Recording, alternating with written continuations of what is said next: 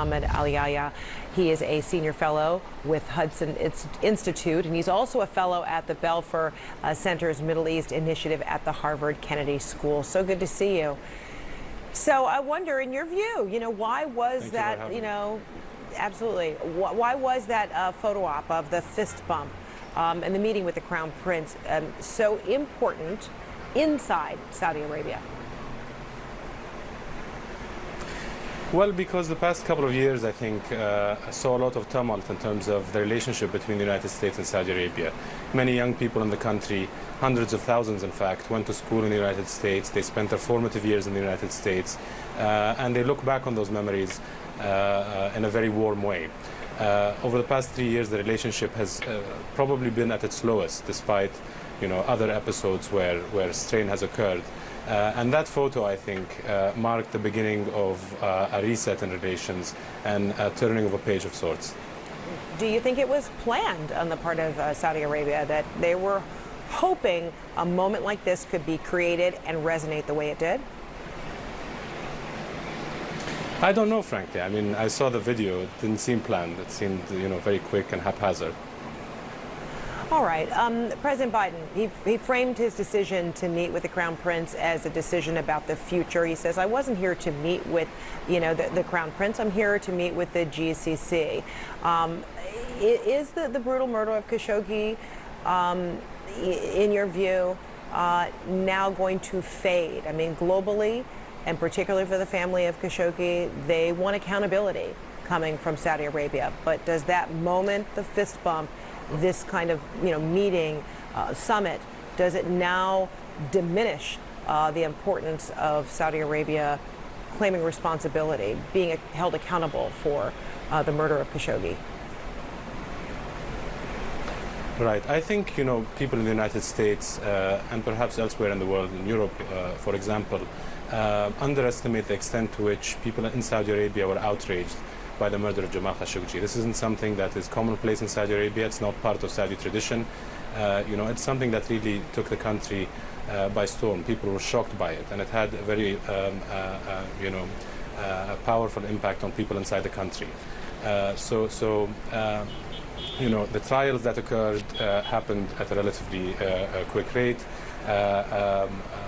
Saudi officials have always been quick to send messages of reassurance that nothing like this could ever happen again. So it was a matter of time before a certain recovery from something as gruesome as that were to happen. And again, another thing that people tend to overlook outside Saudi Arabia is the extent to which the reforms have changed people's lives here in the country. Young women can now seek education, find jobs, travel, all without the permission of male guardians. So when you look at people's lives and how they're affected on a day-to-day basis, the reforms that have happened in the country have really changed their lives. And that's not something that's reflected or properly explained, I think, in the Western press, at least in the past few years. And still on the issue of, Khashoggi, President Biden says, he raised the issue of Khashoggi's murder with the Crown Prince at the top of his meeting.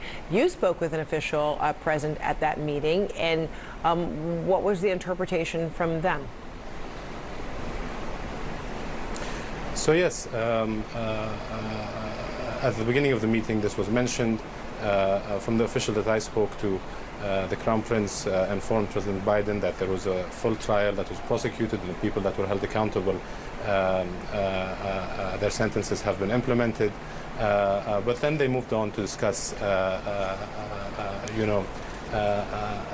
issues that are more forward-looking towards the future, which is the subject of the summit that happened the day after. Dwelling on the issues of the past wasn't really the theme of the summit that happened. Saudi Arabia is undergoing, again, a massive transformation. There are two models, essentially, in the region, a model in Iran and a model in Saudi Arabia. In Iran, the model utilizes backwards reactionary Islamist forces to crush the aspirations of young people, whereas in Saudi Arabia, the United Arab Emirates and certain other Gulf countries, it's the exact opposite. It's the power and energy of young people that is being drawn on by authorities in those countries to crush these backwards reactionary Islamist forces that have wreaked havoc not only in the region but abroad. So essentially, this summit was about the future, and the question for the United States and other actors around the world is which model should the West invest in? And I think the answer is clear, and I think that's something that's shared by the U.S. leadership that was present at that meeting after meeting the Gulf countries plus Egypt and Jordan.